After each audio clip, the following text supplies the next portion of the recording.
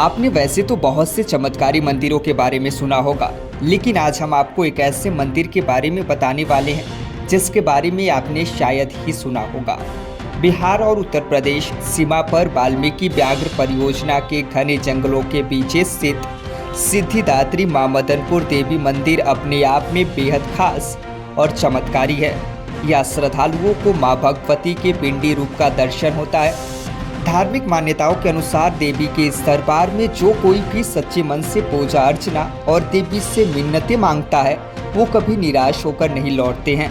मां मदनपुर देवी मंदिर बगहा पुलिस जिला से लगभग 17 किलोमीटर पर मदनपुर वन क्षेत्र के घने जंगलों के बीच स्थित है।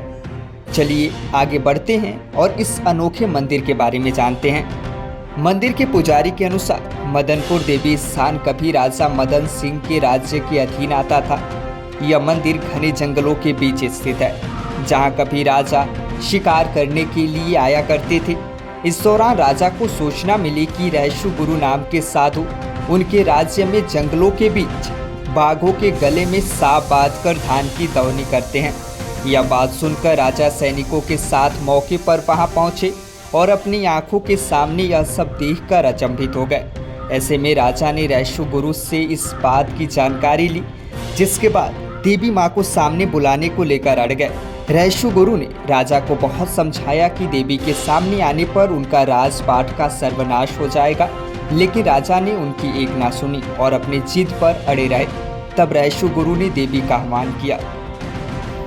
धार्मिक मान्यताओं के अनुसार रहशु गुरु ने देवी का आह्वान किया। तब मां भगवती देवी कामाख्या से चलकर खंडवा में विश्राम करती हुई थावे पहुंची। देवी के थावे पहुंचने के बाद रहशु गुरु ने एक बार फिर से राजा को चेतावनी दी, लेकिन राजा नहीं माने। इस दौरान देवी मां भक्त रहशु गुरु के सिर आते हुए राजा को अपने हाथ का कंगन दिखाया। यह देखकर राजा मूर्छित होकर जमीन पर गिर पड़े और फिर कभी नहीं उठे, जिसके बाद राजा का पूरा परिवार और राजपाट सब तहस नहस हो गया। मदनपुर देवी मंदिर के पुजारी के अनुसार बाघों के आशियाने के बीच घने जंगल में स्थित मां के दरबार में दिनों दिन बढ़ती संख्या में लोग दर्शन करने आते हैं। मंदिर के पुजारी के अनुसार माता के इस दरबार में मां का वाहन बाघ प्रतिदिन अपनी उपस्थिति दर्ज कराते हैं। ऐसे में आज भी रात के समय यहाँ किसी को रुकने की अनुमति नहीं दी जाती है। मंदिर के पुजारी खुद संध्या भोग करने के बाद माता का आसन लगाते हैं और खुद अपने निवास कोच में चले जाते हैं और सुबह ही बाहर आते हैं। कहा जाता है कि बाघ अपनी सेवा में आते हैं और मां के पास कुछ समय रुककर वापस घने जंगलों में चले जाते हैं।